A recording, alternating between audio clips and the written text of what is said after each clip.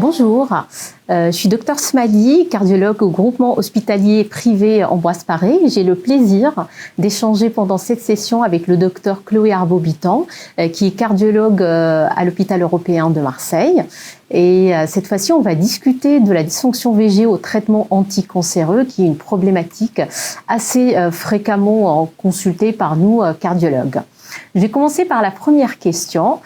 Chloé, à ton avis, est-ce qu'on doit arrêter systématiquement un traitement anticancéreux en cas de dysfonction VG au traitement anticancéreux? Merci beaucoup Sondès pour cette question. Bonjour à tous. Alors, c'est une question effectivement qui est très importante dans notre pratique quotidienne. Pourquoi ? Parce que nous, en tant que cardiologues avec une implication en cardio-oncologie, notre objectif, c'est de faciliter la poursuite du traitement anticancéreux. Donc en fait, ce qu'il faut retenir, c'est qu'il ne faut pas arrêter systématiquement le traitement anticancéreux quand il y a une cardiotoxicité. La conduite à tenir va dépendre de la gravité de la cardiotoxicité et de la molécule incriminée.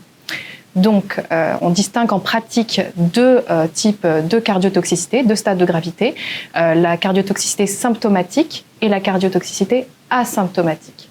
En cas de cardiotoxicité symptomatique, donc quand il y a des signes d'insuffisance cardiaque, ce qu'il faut retenir, c'est qu'on arrête systématiquement le traitement jusqu'à ce qu'on puisse récupérer un état euvolémique en ayant mis en place les traitements d'insuffisance cardiaque. Et ensuite, on pourra rediscuter la reprise du traitement en fonction de l'évolution néoplasique et de l'évolution cardiologique.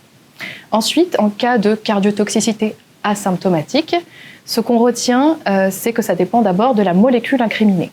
Donc, si le patient ou la patiente est sous anthracycline, c'est une chimiothérapie qui donne des toxicités qui sont dose dépendantes avec généralement des cardiotoxicités qui peuvent être irréversibles. Donc, en cas de cardiotoxicité des anthracyclines asymptomatiques, on retient qu'un patient qui diminue sa FEVG en dessous de 50% nécessite un arrêt du traitement.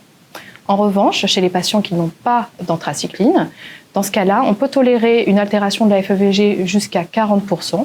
Si la FEVG donc reste au-dessus de 40%, on peut poursuivre le traitement tout en mettant en place le traitement cardioprotecteur.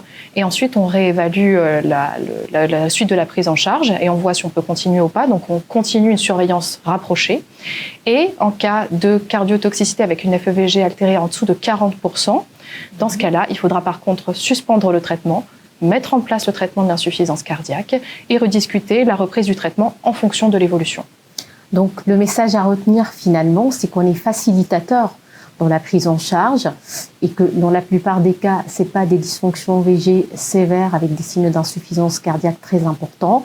Donc ce qu'il faut retenir le message, c'est qu'une FEVG en dessous de 40% ou des symptômes d'insuffisance cardiaque, suspendre le traitement anticancéreux, prendre en charge sur le plan diagnostique et thérapeutique l'insuffisance cardiaque.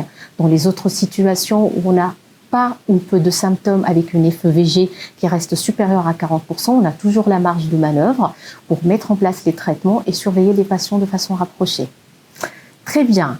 J'ai une autre question. Est-ce que justement dans la prise en charge thérapeutique, il y a des spécificités ou des molécules à privilégier chez les patients qui sont traités justement pour un cancer?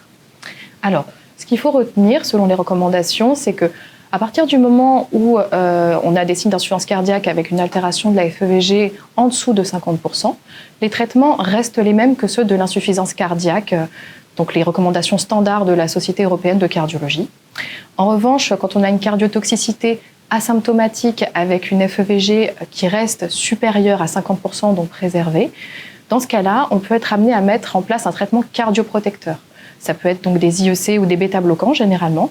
Et donc ces traitements, on peut les instaurer quand on a soit une élévation des biomarqueurs cardiaques, donc la troponine et le BNP, soit une altération du strain global longitudinal, donc une altération relative de plus de 15%.